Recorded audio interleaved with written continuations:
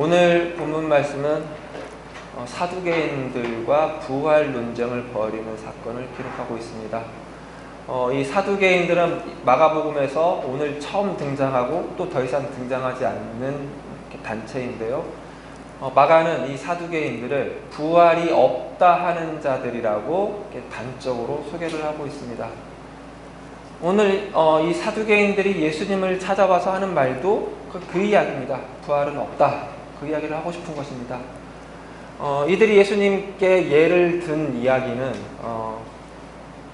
어떤 사람이 결혼을 했는데 자식이 없이 죽었을 때 그 동생이 형수와 결혼하여 그 형을 위하여 자식을 낳고 그 자식을 낳으면은 그 자식의 이름은 형의 이름입니다. 그래서 형을 위하여 자식을 낳아서 형의 대를 잇고 가업을 잇게 하라는 신명기에 기록되어 있는 율법을 근거로 만들어낸 이야기입니다.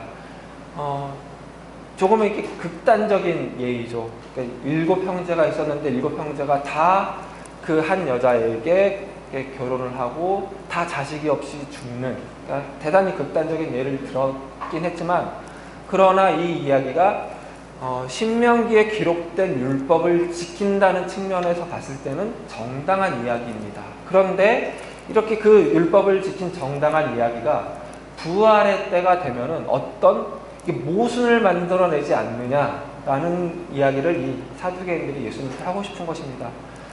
하나님의 율법을 지키는 것은 정당한 일인데, 하나님의 율법 자체는 하나님이 주신 말씀이니까 정당한 것인데, 그게 어떤 모순으로 귀결되는 것이라면 그 모순이 사라져야 옳은 것이 아니냐, 그러니까 부활은 없어야 맞다라고 말하는 것입니다. 이에 대해서 예수님은 너희가 성경도 하나님의 능력도 몰라서 오해한 것이다 라고 말씀하시면서 부활의 때가 되면은 장가도 아니가고 시집도 아니가고 하늘의 천사들과 같을 것이라고 말씀하시고, 이 모세에게 하나님이 말씀하셨던 아브라함의 하나님, 이삭의 하나님, 야곱의 하나님이라는 이 말을 못 봤냐? 이 말은 하나님이 죽은 자의 하나님이 아니라 산 자의 하나님이라는 뜻이다 라고 이렇게 말씀하시면서 부활은 있는 것이다, 부활이 있다 라고 단언하시면서 오늘 본문이 이렇게 마무리되는 것처럼 보입니다. 이렇게 표면적으로 드러난 것을 오늘 본문을 보면은, 오늘 본문은 이 사두개인들, 부활이 없다고 말하는 사두개인들이 자기들 할 말하고, 또 예수님은 부활 있다라는 말씀을 당신 하실 말씀 하시는 것으로 그냥 그렇게 한 번씩 자기 발언 기회 있을 때 한 번씩 이야기하고 끝나는 것처럼 보이기가 쉽습니다. 이 예수님의 말씀에 대해서 사두개인들이 이렇게 놀랬다거나 이렇게 어이가 없었다거나 그런 반응도 없이 그냥 이야기가 마무리되기 때문입니다. 그래서 그런 측면에서 25절 말씀을 보면은, 이 25절 말씀은 사두개인들이 들었던 이야기에 대한 예수님의 가장 직접적인 대답처럼 보이기 때문인데요. 이 25절 말씀은 사두개인들을 이렇게 설득하려거나 혹은 설명하려고 하는 말이 아니라 부활은 있다, 그러니까 부활 때는 이럴 것이다 라는 어떤 사실을 이렇게 선언적으로 말하는 것처럼 보이기가 쉽습니다. 그리고 실제로 부활은 어느 누구도 경험하지 못한 일이죠. 그래서 이 부활이라는 것이 부활 때 있을 일이 인간의 언어로 표현될 길이 없는 개념입니다. 그래서 예수님이 이 부활 때는 이럴 것이다 라는 것을 설명 차원에서 하는 것이 아니라 선언적으로 할 수밖에 없기도 할 것입니다. 그래서 더더욱 이 25절 말씀을 그냥 어떤 사실에 대한 선언으로 받아들이기가 쉽다는 것입니다. 그러나 조금 더 이 예수님의 말씀을 찬찬히 살펴보면은 이거는 어떤 선언적 묘사가 아니라 어떤 설명인데요. 특별히 예수님께서 하신 24절 말씀, 너희가 성경도 하나님의 능력도 몰라서 오해한 것이다 라는 그 말씀에 대한 부가적인 부연 설명이라는 것을 알 수가 있는데요. 오늘 이 설교에서 오늘 본문을 볼 때 가장 중요한 핵심은 어째서 이 25절 말씀이 이런 24절 말씀에 대한 부연 설명일 수 있는지를 알아내는 것에 달려 있습니다. 이 측면을 이렇게 확인을 하려면은 이게 부연 설명이라는 것을 이렇게 알아내려면은 먼저 부활에 대한 개념을 바로잡을 필요가 있습니다. 부활은 말 그대로 다시 사는 것이죠.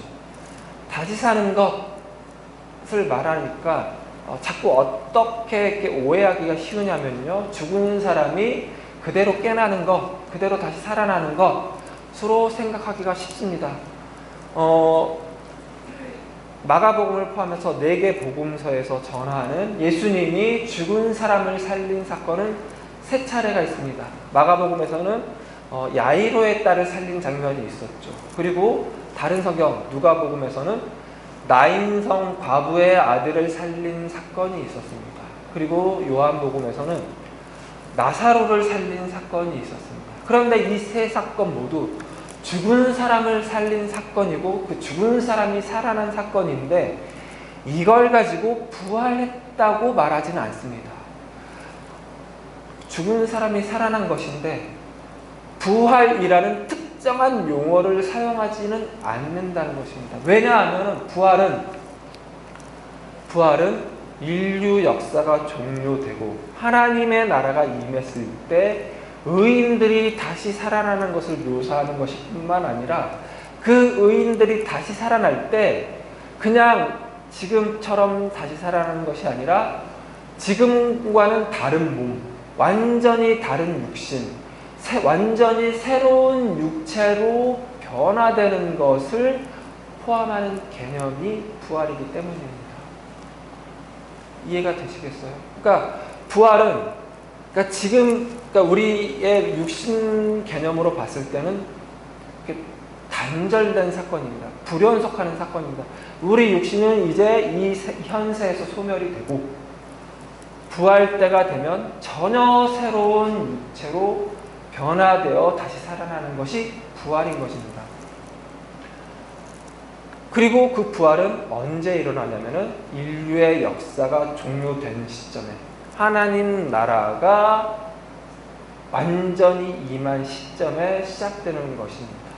그러니까 부활 그러면 언제나 죽은 사람이 다시 살아나는 것으로만 끝나는 것이 아니라 하나님 나라의 임함, 하나님 나라가 온전히 드러남, 인류의 역사가 종료됨이라는 개념까지 전부 다 포괄하는 개념입니다. 그러니까 사두개인과 예수님이 부활 논쟁을 벌였다고 했을 때 그 논쟁은 단지 죽은 자가 다시 살아나는 것이 맞냐 틀리냐라는 차원에서 끝나는 것이 아니라 하나님 나라가 임하는 것이 맞냐 아니냐, 인류의 역사가 종료되는 것이 맞냐 아니냐, 하나님 나라가 있냐 없냐라는 차원까지 더 확장된다는 것입니다. 이 문제를 사두개인들이 들고 온 것이죠. 사두개인들이 왜 이 문제를 들고 어떤 문맥에서 이 문제를 들고 예수님께 나온 것일까요? 사두개인들은 사독의 자손들이라는 1차적인 의미를 갖습니다. 사독은 다윗 왕 때 대제사장을 지냈던 인물입니다. 사독. 이 사독의 자손들, 사독의 후예들 혹은 사독을 따르는 자들이라는 뜻에서 사두개인입니다. 그리고 또 한편으로 우리 차다카 이야기 했었죠. 정의로 번역된 차다카인데 조금 더 이제 이렇게 원어적으로 발음을 하면 사다카입니다. 근데 이 사다카가 이렇게 형용사로 되면 사딕이라는 단어가 있는데요. 의로운이라는 단어. 사두개인들이 사딕한 사람들이라는 뜻을 갖기도 한다는 뜻입니다. 1차적으로는 사독의 후예, 사독의 자손들이라는 뜻이 있겠지만 이 유대인들은 워낙에 언어 유희를 좋아하는 사람들이기 때문에 스스로 사독의 자손이기도 하면서 사딕한 사람들, 의로운 사람들이라고 스스로 이렇게 생각했었을 것입니다. 사독이 대제사장이라고 그랬었죠. 다윗 왕 때. 유대의 가장 흥했던 유대의 가장 최고의 왕인 다윗 왕 때 대제사장을 지냈던 인물의 후예들이고 실제로 그 후손들은 대대손손 제사장을 지내왔던 가문입니다. 그리고 그를 따르는 자들입니다. 이 사두개인들은 이 예수님 시대에도 유대의 고위 귀족입니다. 고급 귀족들입니다. 중요한 관직을 다 차지하고 대제사장, 제사장을 지내는 인물들로 구성된 단체입니다. 그런 대제사장을 배출한 이들이 놀랍게도 부활이 없다고 선언하는 것입니다. 부활이 없다고 말하는 자들인 것입니다. 우리로서는 놀라운 일이지만 하지만 이들에게는 당연한 일이었는데요. 왜냐하면 이들은 표면적으로 1차적으로는 모세가 전해준 성경만이 권위 있는 성경으로 받아들였기 때문입니다. 모세 오경을 제외한 다른 성경들, 역사서, 예언서, 시가서 이런 성경들은 하나님이 주신 권위 있는 성경으로 받지 않았습니다. 그래서 거기에나 나올 법한 부활 개념은 받아들이지 않은 것입니다. 그러니까 모세 오경에는 명시적으로 직접적으로 부활에 대해서 말하지 않는다고 본 것이죠. 그러나 이것은 1차적이며 표면적이며 명분적인 이유일 뿐입니다. 그들이 부활이 없다고 말하는 보다 더 깊은 속내가 있는데요. 그건 사두개인이라는 말에 이미 담겨 있습니다. 이 사두개인들은 유대 고위직을 이렇게 다 차지하는 고급한 귀족들이라고 그랬죠. 이들은 현세에 대단히 만족한 삶을 살았을 것입니다. 그리고 이들은 내세 같은 것, 부활 같은 것 없기를 바라는 자들이었을 것입니다. 현세가 충분히 만족스러운 자들이기 때문입니다. 만약에 내세가 있다면 하나님 나라가 임하고 하나님 나라에 들어갈 자격을 누군가 갖춰야 하는 것이라고 말을 한다면 이들은 대단히 불편했겠죠. 지금 현세에 누리고 있는 모든 것 누리면서 마음껏 살아가면 됐을 텐데 내세를 위한 또 다른 자격을 갖춰야 된다고 뭔가 불편하게 만들어야 했기 때문입니다. 그래서 그런 개념 거부하고 싶었겠죠. 본인들 스스로 불편하기 때문일 것이며 보다 더 궁극적으로는 지금 이 현세에 지금 이들이 살아가는 당대에 별 볼 것 없는 것들이 찌질한 것들이 나는 내세에 하나님 나라가 오면 의의 부활에 참여할 것이라고 하면서 나대는 꼴이 꼴 같지 않고 눈꼴이었을 것입니다. 그래서 이들은 하나님 나라 운동을 하고 있는 지금 그 시대가 대단히 불편했을 것입니다. 그런데 우리는 지난주에 예수님을 찾아와서 우리가 가이사에게 세금을 바치는 것이 옳겠습니까? 옳지 않겠습니까? 라고 물어봤던 바리새파와 헤롯 당원들이 다만 정치 세력이거나 종교적 세력이 아니라 하나님 나라의 운동을 하는 자들이라는 것을 살펴봤었죠. 그리고 예수님의 대답은 이것도 아니고 저것도 아니고 니네 바리새파도 아니고 헤롯 당원의 것도 아니고 내 방법으로 하나님 나라가 임한다. 너네 둘 다 하나님 나라를 이 땅 위에 임하게 할 수 없다. 오직 내 길, 내 방법으로만 하나님 나라가 임하게 할 수 하나님 나라를 임하게 한다라는 선언이라고 그랬었죠. 그 문맥에 이 사두개인이 등장하는 것이죠. 그럼 사두개인들이 와서 하는 이야기가 결국은 뭐겠어요? 하나님 나라 그런 거 필요합니까? 지금 이 현실이, 지금 우리가 살아가고 있는 이 시대가, 이 현실이 전부 아닙니까? 이게 최선 아닙니까? 보십시오. 하나님이 이 이스라엘에 뭐 했나 보십시오. 하나님이 이스라엘 그냥 신경도 안 쓰고 내버려 두지 않았습니까? 강대국에 망하게 하고 뭐 좀 해보려고 일어나 보면 독립운동해서 좀 나라 좀 세웠더니 다시 헬라의 로마에 다시 종속받게 하지 않았습니까? 라는 이야기를 이들이 찾아서 하는 것입니다. 이 현실에 충실하게 살아가게 하는 것이 대의가 아닙니까? 있지도 않은 하나님의 나라, 있지도 않은 하나님의 다스림, 오지도 않을 부활, 오지도 않은 내세, 그런 것들로 지금 이 사람들이 현실을 외면하게 만들고 다른 것을 관심 갖게 만들고 핑계대게 만드는 것 없애야 되지 않습니까? 라고 묻는 것이죠. 부활 없다 라고 말하는 것입니다. 이에 대해서 예수님이 너희가 성경도 하나님의 능력도 몰라서 오해하는 것이라고, 다른 어떤 말보다 먼저 이 말씀을 단도직입적으로 말씀하시면서 이 이야기를, 예수님의 말씀을 시작할 수밖에 없었던 것입니다. 그래서 사두개인들이 했던 그 말을 그 의미를 담아서 예수님의 대답을 이 말씀에서 찾아내려면은 이 예수님의 말씀을 좀 역으로 추적해 볼 필요가 있습니다. 먼저 26절, 27절 말씀입니다. 26절, 27절 말씀 같이 한번 읽어보겠습니다. 죽은 자가 살아난다는 것을 말할진대 너희가 모세의 책 중 가시나무 떨기에 관한 글에 하나님께서 모세에게 이르시되 나는 아브라함의 하나님이요 이삭의 하나님이요 야곱의 하나님이로라 하신 말씀을 읽어보지 못하였느냐? 하나님은 죽은 자의 하나님이 아니요 산 자의 하나님이시라 너희가 크게 오해하였다 하시니라.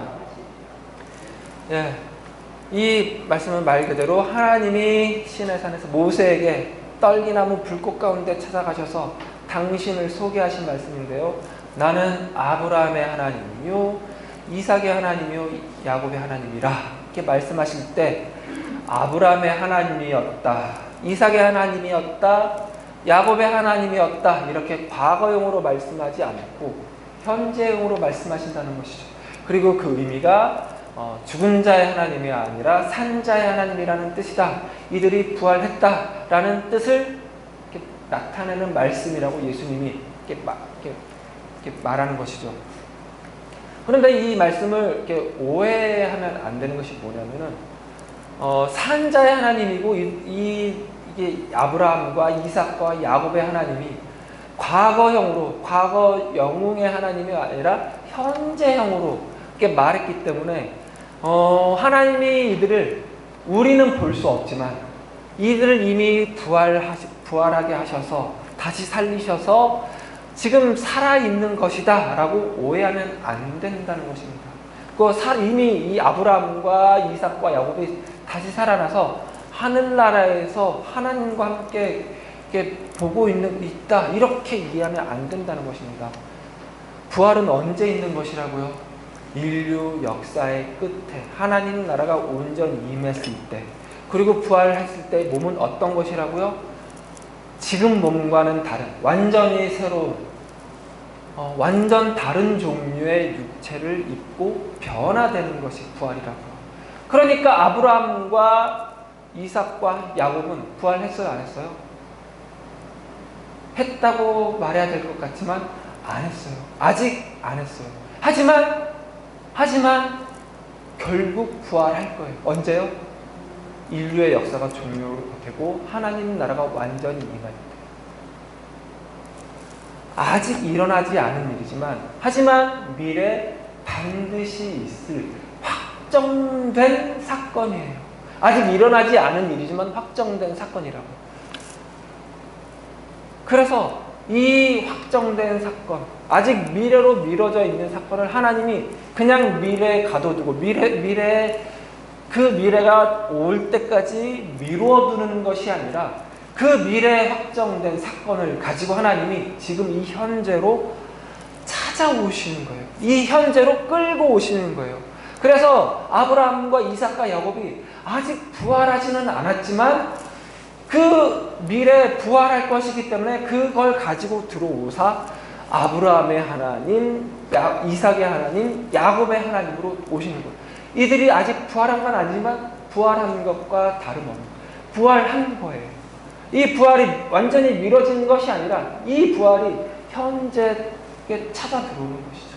하나님이 그 확정된 미래 사건을 가지고 현재 개입해 하시고 현재 간섭하신다는 것을 이 26절과 27절이 가지고 있는 거예요. 그런데 이 26절, 27절 말씀이 25절 말씀과 더해져서 부활은 모든 것이 완성되고 모든 것이 충족된 사건이라는 개념까지 더 확장되고 강화되는데요.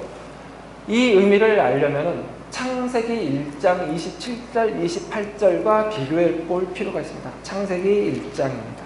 맨 앞입니다. 성경의 맨 앞.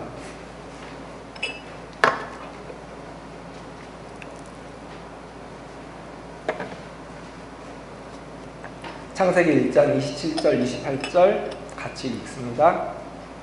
하나님이 자기 형상 곧 하나님의 형상대로 사람을 창조하시되 남자와 여자를 창조하시고 하나님이 그들에게 복을 주시며 하나님이 그들에게 이르시되 생육하고 번성하여 땅에 충만하라 땅을 정복하라 바다의 물고기와 하늘의 새와 땅에 움직이는 모든 생물을 다스리라 하시니라.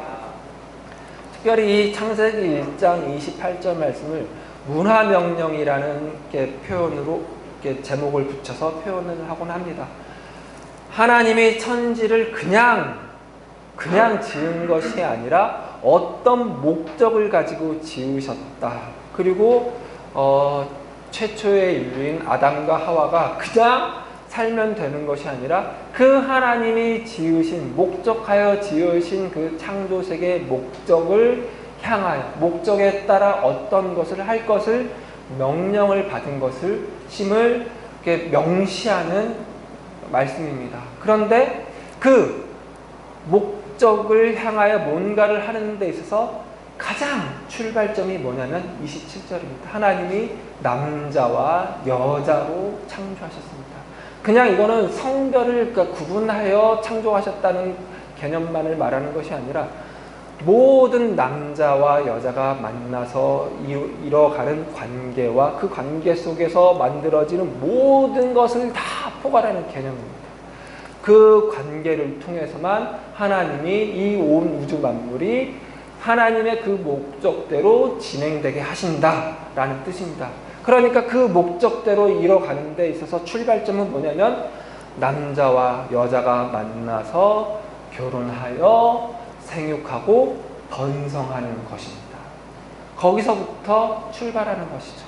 그런데 다시 오늘 성경으로 가서 오늘 본문 마가복음 12장 25절 말씀을 보겠습니다. 12장 25절입니다. 같이 읽습니다. 사람이 죽은 자 가운데서 살아날 때에는 장가도 아니가고 시집도 아니가고 하늘에 있는 천사들과 같으니라. 사람이 죽은 자 가운데서 살아날 때, 인류 역사가 종료될 때, 하나님의 나라가 임할 때, 부활할 때, 그때는 장가도 아니가고 시집도 아니간다. 이거는 그냥 장가가고 시집가는 것이 세속적인 일이고 열등한 일이고 그때가 되면 영적인 일을 하는 거라서 이걸 안 하는 것이 아니라 하나님께서 태초에 계획하셨던 모든 목적이 완료되었음을 뜻하는 거예요. 하나님의 그 천지 창조하신 그 목적이 어떻게 출발한다고 그랬죠? 남자와 여자가 만나 장가가고 시집가고 결혼해서 생육하고 번성하는 것으로 시작하는 것이라고 했죠. 그게 창조 때만 그렇게 끝나는 것이 아니라 그렇게만 인류의 역사가 진행이 되고 그렇게만 하나님의 목적이 진행되게 한다고요. 그런데 그게 이제 더 이상 장가 갈 일도 없고 시집 갈 일도 없어요. 왜요? 하나님의 그 목적이 완료되었으니까. 하나님의 그 계획이 완성되었으니까. 그게 부활이에요. 그게 인류의 역사의 종료이며 하나님의 나라의 온전한 이망이에요.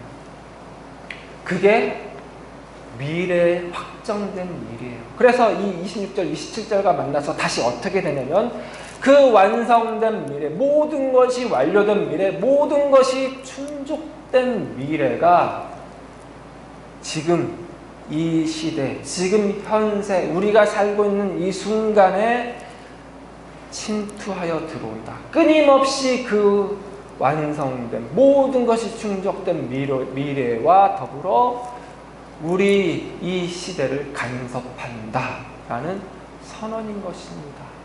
그래서 이 24절 말씀이 더 의미를 갖는 것이죠. 그러니까 24절 너희가 성경도 모르고 하나님의 능력도 몰라서 크게 오해했다. 이 말은 사두개인들이 어떤 성경 구절을 하나 이해 못하고 모세가 하나님이 모세한테 나타나서 아브라함의 하나님, 이삭의 하나님, 야곱의 하나님이라고 말한 건 너네 읽지도 못했냐? 이런 차원으로 말하는 것이 아니라 성경 그 자체를 모르는구나 라는 말입니다. 성경이 뭐죠? 하나님의 구원 이야기입니다.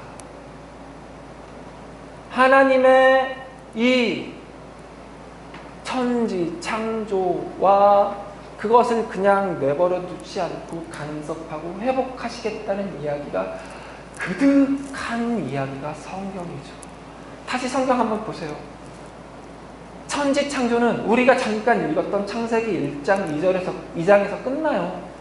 그리고 나머지 다 요한계시록까지 끝까지 지금 이 예수님이 사두개인과 대화할 때는 그 말라기까지 그 끝까지 그냥 1장 2장만 창조에 관한 이야기고 나머지는 전부 다 그 하나님이 창조한 그 세계를 어떻게 회복할 것인가, 어떻게 재창조할 것인가, 어떻게 구원할 것인가에 관한 이야기로 가득 차 있다고요. 구원 이야기로. 그런데 그 구원 이야기의 핵심이며 그 구원 이야기의 절정이 뭐예요? 예수 그리스도의 성육신이며 예수 그리스도의 십자가이며 예수 그리스도의 부활이라고요. 너네가 성경도 모르는구나. 너네가 하나님의 능력도 모르는구나. 하나님이 너네 그냥 내버려 두지 않는다. 너네가 살고 있는 이 시대, 이 현실, 그게 전부가 아니다. 그게 최선 아니다. 이걸로 만족하지 않는다. 이 현실 하나님이 끊임없이 찾아오시고 끊임없이 간섭하신다. 확정된 미래, 확정된 구원, 확정된 부활, 확정된 생명, 확정된 진리, 그걸 가지고 그 미래 내버려 두지 않고 미래까지 맡겨두지 않고 미뤄두지 않고 그 미래를 가지고 끊임없이 그 미래를 끌고 들어와 간섭하시는 하나님이다.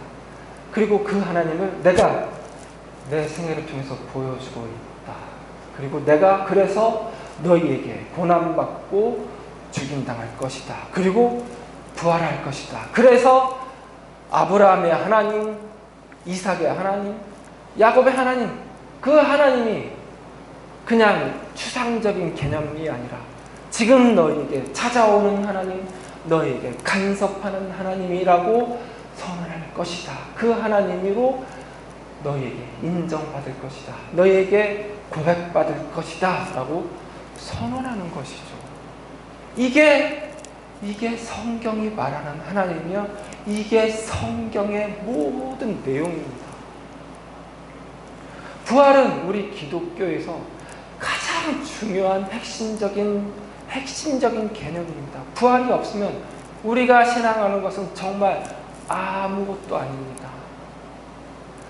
근데 그 부활은 다만 죽은 자가 다시 살아나는 것, 그 정도에 그치는 것이 아니라는 것 늘 기억하시기 바랍니다.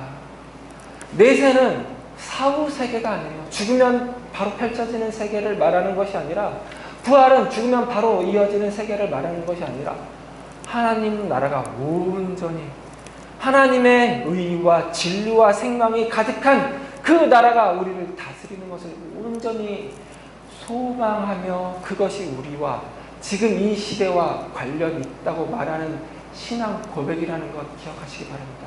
말 그대로 내세예요. 내세는 오는 세대이죠.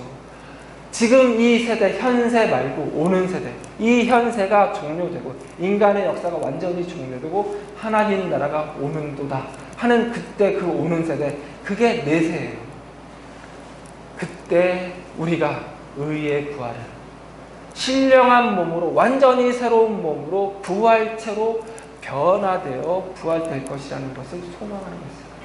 그래서 우리가 이 부활신앙을 가질 때야 비로소 우리는 궁극적 미래에 대한 소망을 가질 수 있게 되는 것이죠. 뿐만 아니라 지금 우리가 사는 이 시대가 그냥 소멸되고 그냥 우연히 생겨나서 또 어떤 우연에 따라서 지극히 희박한 확률이 겹쳐서 진화되어서 생겨난 그런 유물론적인 물질적인 시대가 아니라, 물질적인 현상이 아니라 하나님이 당신의 모든 성품을 담아 모든 뜻과 계획을 담아 만들어낸 세상이며 만들어진 우리라고. 그리고 하나님이 이 시대를, 지금 우리가 살아가는 시간과 장소를 그냥 외면하고 내버려두고 모른 채 하는 것이 아니라 당신의 모든 신실함과 모든 성실함과 모든 진실함과 모든 사랑을 담아 찾아오는 현실이라는 것을, 그래서 이 현실이 진정한 가치를 만들게 하는, 그 가치를 발견하게 하는 개념이 부활인 것입니다.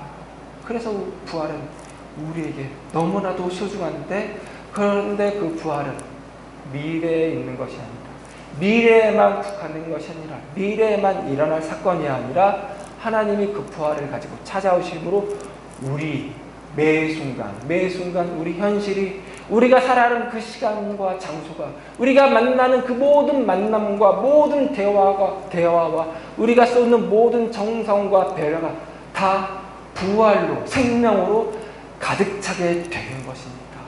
아멘이세요? 우리는 그 하나님을 신뢰하며 그 하나님을 예배하며 그 하나님을 신앙하며 살아가는 것입니다.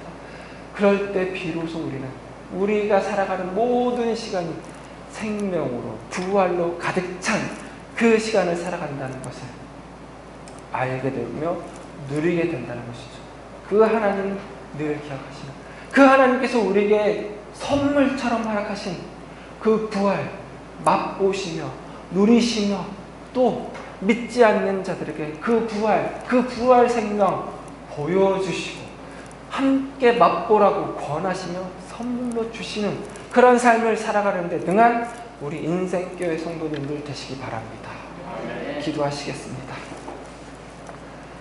하나님 감사합니다. 하나님, 그렇습니다. 부활이 없다면 우리의 삶은 정말 아무것도 아닙니다. 소망도 없고, 또 그뿐 아니라 지금 우리가 살아가는 이 현실이, 이 시간과 공간이, 우리가 나누는 모든 교제가 정말 아무런 덧없는, 소멸될 덧없는 것일 것입니다. 그러나 하나님께서 우리에게 부활을 약속하셨으며 그 부활이 반드시 일어날 것이라고, 확정된 미래라고 말씀하시며, 그러나 그것이 다만 미래에만 일어날 것이 아니라 지금 우리를 매 순간 찾아오는 현실이라고 말씀하여 주시니 감사합니다.